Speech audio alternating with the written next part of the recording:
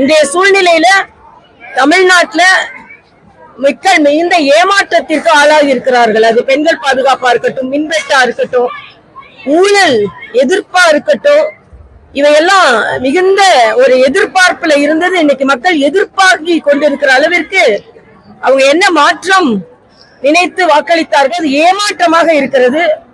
இதற்கு முதலமைச்சர் விஜய் அவர்கள் தனி கவனம் செலுத்த வேண்டும் என்பது எனது கருத்து. பாரதிய ஜனதா கட்சியை பொறுத்தமட்டில் நாங்கள் இந்த தோல்வியில் இருந்து மீண்டு எழுவோம்.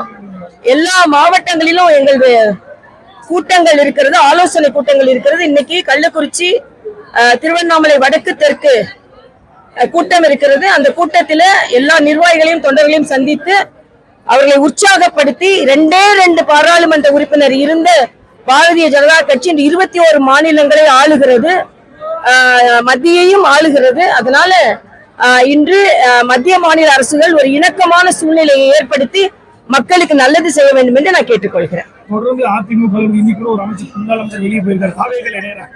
இதை நீங்க அதிமுக சூழல் எப்படி பாக்குறீங்க? இல்ல, நேற்று அதிமுக எல்லாரும் திரும்பி வந்திருக்கிறாங்க. ஆனா அதுல ராஜினாமா செய்த 4 பேர் அவர்கள் தொகுதி மக்களுக்கு பதில் சொல்லியே ஆக வேண்டும். 20 நாளைக்குள்ள அவங்க ராஜினாமா செய்து சுயநலத்துக்கு இல்ல வேற வேற கதையெல்லாம் சொல்றாங்க. என்ன கதை சொன்னாலும் மக்களின் தீர்ப்பை மதிக்காமல் ராஜினாமா செய்தது தவறு. இதை தாவேகா ஊக்கப்படுத்துவது மிக மிக தவறு என்பது எனது கருத்து.